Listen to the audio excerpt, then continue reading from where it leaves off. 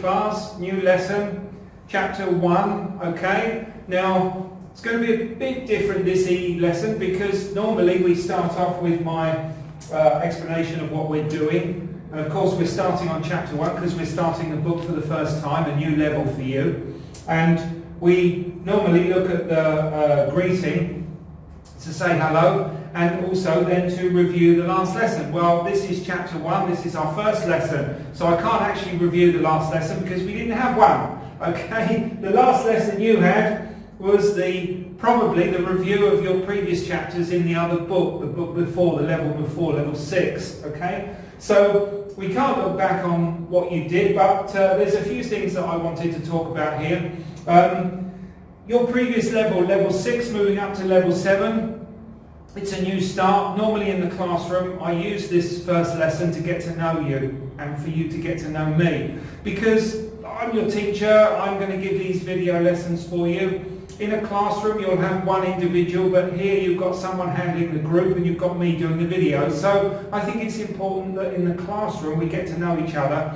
But I also think it's good in the e-lesson, the video, to explain who I am and what I'm doing. So I use this little section here because we haven't had previous lessons, just to introduce who I am and what we're going to do. Now, the previous level, level 6, bit of a jump up, new book, a similar format. I know I've done this many times. I've been working for Bounty for over 5 years now, into my 6th year, nearly 6 years. And so I've done this a lot. And I think the first lesson is very good to look at introductions. Now, part of level 7, the first chapter, also touches on that as well, and I'll come on to that later with the activities in the chapter. But I like to do in the classroom an introduction where I talk for 10-15 minutes about myself, and then I let each student do the same and they come up to the front of the class. Now obviously we can't do that in the e-lesson, but we can do it for some homework, and that's what I'm going to be talking about to you later on for your homework. Well, a new level, maybe a bit scary, new chapters, new book, stepping up a little bit to a higher level, a higher advanced situation. So we have to be prepared for that.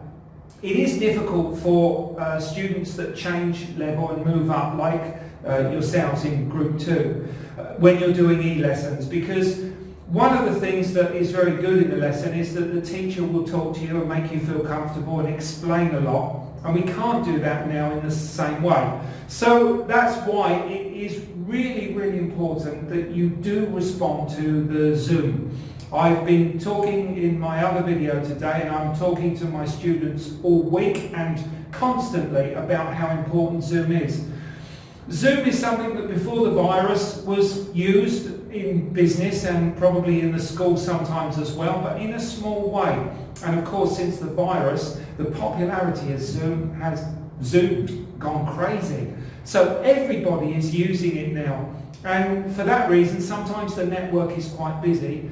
We do sometimes have issues with internet and connection and the speed of it, and that can be very frustrating. I was doing a Zoom meeting last night, and I had just 3 or 4 or 5 students with me. One, the video goes, another one, the audio goes, then the video goes, then the audio goes, and it is confusing and it is difficult. It is difficult, but we must carry on. We must overcome and carry on doing it, because Zoom gives us the opportunity to have contact. With this first lesson, contact, introductions, who am I, who are you, getting used to each other, it is really, really important.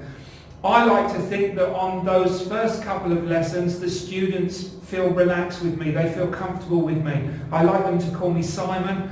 I like the students to feel totally relaxed, so that when we start teaching, we start learning, we don't have any shy feeling, or inhibition is the other word, where that might interrupt your understanding or your learning.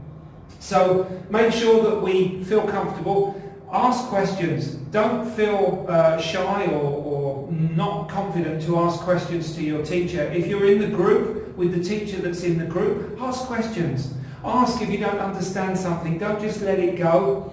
I say the same in the classroom. If I've got a student sitting there quietly in the corner and not saying anything, I will immediately go over and start talking and start involving them and drawing them into the class.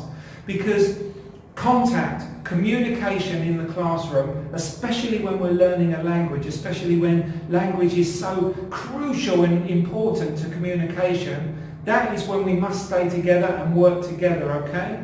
So it is a new classroom, it is a new chapter, a new level for you, and that is slightly more difficult because we are doing teaching on e-video right now. But we must grab it and work together with it, okay? We can work just as well using all the tools that we have, all the communication tools, all the technology that we have right now. We can do the same and get the same education for you, and the same input and the same output.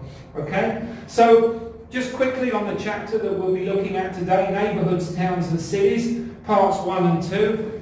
Normally, before I start a new chapter in the classroom, I will talk about the chapter a little bit, what it meant.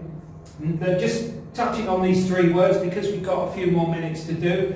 Let's see neighbourhood. What is a neighbourhood? Well, we know what neighbour is. It's the person that lives next door to us. Sometimes we have good neighbours, sometimes we don't have good neighbours. Where I live right now in Bray, I've got some amazing neighbours. I've got everybody from people who work at the ministry to policemen. I've got a neighbour who works at the Royal Palace. And these people, they're all different types of background, they're all different types of upbringing and social situation, but they're all fantastic. And they all come over to sit and talk with me and drink with me and eat with me. And it's fantastic. I'm so happy with the people that I live with. My neighbours are wonderful, you know. What about a town? Well, a town is the same as a city. It's a group of buildings, houses, and offices and all sorts of different buildings where people live. What's the difference between a town and a city? Well, it's really only size. The city is a centre for people to live. If we look at Phnom Penh, the capital city of Cambodia, it is a huge city, enormous city. It's one of the largest cities I can remember visiting. And big population, lots of people, lots of different things, restaurants, entertainment, working people, transport, cars, motos, buses. It's a huge, huge city. Capital city is also important to learn. Think about some capital cities. The capital city of England, London, yeah. Capital city of France, Paris, yes, Paris. So think about some of those. It's quite good. I like in class to talk about capital cities because I think they're important. So that's the chapter we're going to do. This is just a little bit of a talk with you today to introduce who we are.